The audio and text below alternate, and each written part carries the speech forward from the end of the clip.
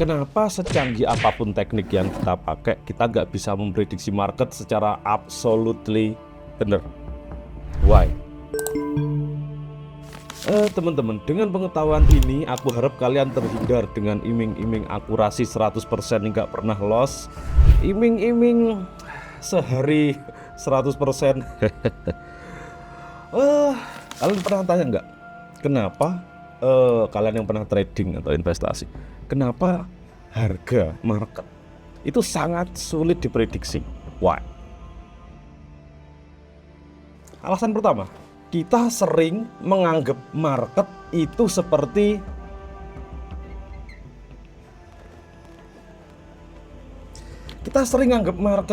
sebagai barang mati, kayak kalkulator 1+1 sama dengan 2. Kita nganggap market itu barang mati. Kita jarang yang berpikir bahwa market itu hidup loh. Maksudku dengan hidup adalah tiap-tiap gerakan harga, ya, tiap-tiap gerakan harga itu berdasar keputusan manusia. Dan seperti yang kalian tahu, ya, manusia itu gampang banget nggak logis.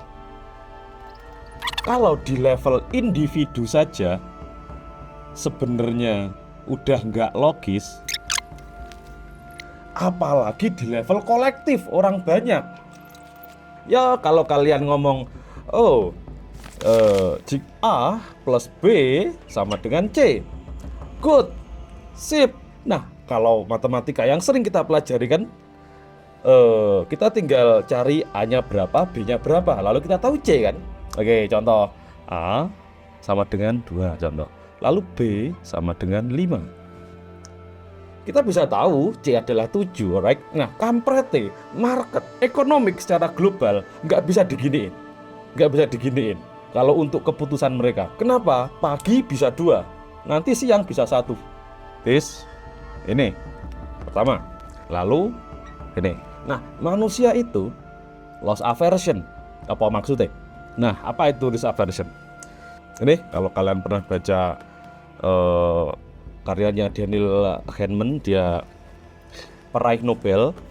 Nah, dia pernah ngomong bahwa emosi manusia ketika dia profit, contoh profit $100, intensitas emosi dia segini.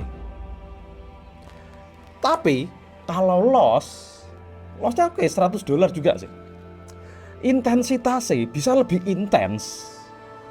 Perasaan takutnya terhadap loss, meskipun jumlah lossnya sama jumlah profitnya. Lalu aku menyebutnya bug evolution. Jadi market itu bukan mesin mati. Jadi market itu bukan mesin mati.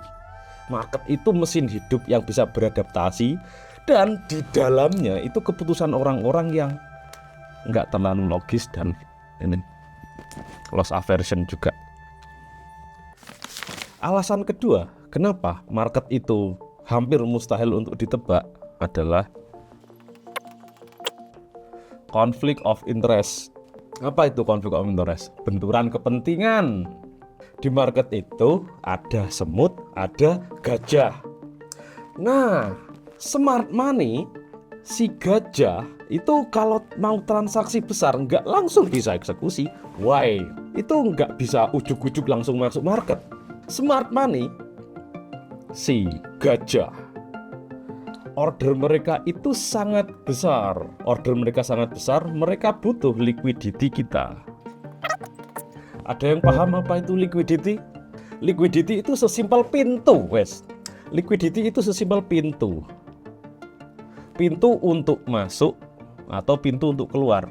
That's all about liquidity. Bisa masuk, bisa keluar secepat mungkin, sebesar mungkin. Itu kan liquidity, sesimpel itu. Nah, akibatnya seringkali harga memancing ke tempat yang salah sebelum akhirnya ke arah yang benar. Ini yang disebut shake out kan, atau fake out, atau false break, atau yang disebut Wyckoff itu sebagai spring. Konsep lama. SL hunting itu konsep lama, teman-teman. Ini bukan hanya konspirasi. Ini memang kebutuhan mekanis supaya harga terisi. Kalian bisa baca this one, Market MicroStrategy, karena Maureen O'Hara. Dia membedah mekanisme itu. Pak Black, Fisher Black, dalam makalahnya Noise tahun 86-an itu, dia ngomong bahwa memang noise trader itu dibutuhkan. Fisher Black dalam makalah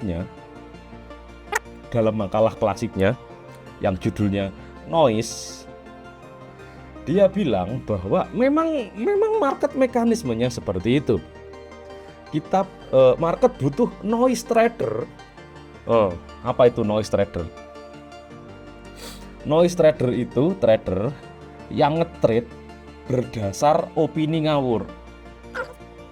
Nah, tanpa noise trader, pasar nggak akan liquid. Dan orang-orang yang punya informasi yang benar tentang market tidak akan punya counter order yang bisa ngefill order-order mereka. Logis kan? Kalau semua orang beli rokok, siapa yang jual? Alasan ketiga, kenapa market sangat mustahil untuk diprediksi secara tepat adalah informasi asimetri. Apa maksudnya informasi asimetri atau asymmetric information? Simpelnya, maksudnya adalah tidak semua orang tahu informasi yang sama di waktu yang sama. Semua pelaku market, entah kecil entah besar, ini, semua ini tidak semua orang tahu informasi yang sama di waktu yang sama. Jadi semua partisipan, informasi yang mereka dapatkan pasti tidak berimbang. Contoh lagi, institusi besar ini, mereka punya tim riset kelas dunia dengan bantuan resource, duit yang mereka bisa gunakan untuk mencari informasi. Orang-orang atau institusi yang subscribe Bloomberg Terminal sekitar $2.000 sebulan itu, mereka punya akses informasi 5-10 detik lebih awal daripada kita yang pakai portal gratisan. Jadi informasi yang kita dapatkan di market itu tentang berita atau harga hampir tidak pernah secara real time, yang membuat orang membuat keputusan yang berbeda-beda. Ada yang buy, ada yang sell, ada yang markiem, ada yang full margin gitu kan. So inilah yang menyebabkan market itu seperti uncertainty. Kalau kalian nelayan, kalian akan pasti tahu uncertainty lautan. Meskipun bisa diramalkan, cuman kita nggak bisa menyombongi alam kayak gitu kan. Nah, alasan keempat adalah market itu berevolusi. Mungkin kalian pernah baca dulu, atau kalian belajar ekonomi, kalian pernah dengar konsep dari Eugene Fama, efficiency market hypothesis. Apa ini? Ya, market itu efisien, semua info yang sudah kesebar. Jadi harga yang ada di level ini harga berada di level ini adalah refleksi dari semua informasi dan keputusan yang ada. Ya wes, this is it. EMH, paham klasik ini, menganggap bahwa market itu sudah realistis. Dalam EMH, market itu dianggap rasional. Paham klasik, mungkin kalian penganut paham ini. Cuma market bisa berubah seiring berjalan waktu. Seorang profesor dari MIT, Andrew Lo dari MIT, dia adalah profesor di MIT. Dia kasih sudut pandang yang lebih masuk akal. Beliau menganggap market itu seperti ekosistem biologis. Strategi trading itu seperti spesies binatang yang kalau populasinya makin meledak, jumlah suplai makanannya akan berkurang. Makanan akan habis dan strategi tersebut akan punah. Interesting. Kalian bisa pelajari tentang adaptive market hypothesis, AMH. Market juga berevolusi. Market yang kelihatannya kayak TikTok itu barang hidup. Bukan pendapatku loh ya. bukan pendapatku loh ya. Pendapatnya Andrew Lo. Orang yang sejak tahun 2000 itu bahkan bereksperimen di AI. Dia pakai AI. Andrew Lo yang bilang, bukan aku. Dia adalah orang yang dari 25 tahun lalu sudah pegang AI untuk menganalisa market, teman-teman. Kalau kalian berapa tahun kalian menggunakan AI, chat-chatan dengan AI gitu untuk membantu kalian analisa di market? Andrew Lo sejak tahun 2000 sudah pakai itu, dan dia bilang market itu seperti ekosistem biologis. So jangan kotakin market oke kalau A tambah B. No. Oke, mungkin kalian kenal George Soros. Tentu idola kalian dulu. Cuman makin dewasa kalian makin nggak mengidolakannya. Selanjutnya dari George Soros, konsepnya yang dia sebut sebagai teori refleksivitas.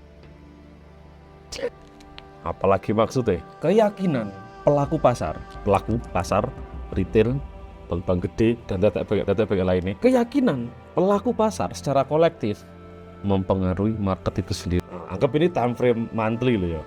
Oke, turun gitu lalu naik. Oke, let's say ini adalah pair XXX/USD. Oh, contoh, para ilmuwan memprediksi bahwa akan ada terjadi bencana alam di negara ini, itu contoh. Nah, oke. Jeplok, turun. Nah, pelaku pasar melihat ternyata di kirinya itu ada support atau all time low di sini. Dan ketika semua orang percaya hal itu, market bisa bounce back. Meskipun bencana alam terjadi dan dia down dulu. Nah, pertanyaannya, ini gerakan apa? Ini kan hanya gerakan bounce back, gerakan bullish sebentar yang dipengaruhi oleh opini pelaku pasar itu sendiri. Teori refleksivitas. Nah, yang menarik adalah, gold. Contoh ya, aku ngomong contoh. Gold diprediksi akan ke harga 7.500. Contoh. XAU. Ngeri kan? Diprediksi akan ke 7.500. Contoh, diprediksi nanti. Cuman orang-orang akan ngebaynya sekarang, sehingga harga akan naik sekarang.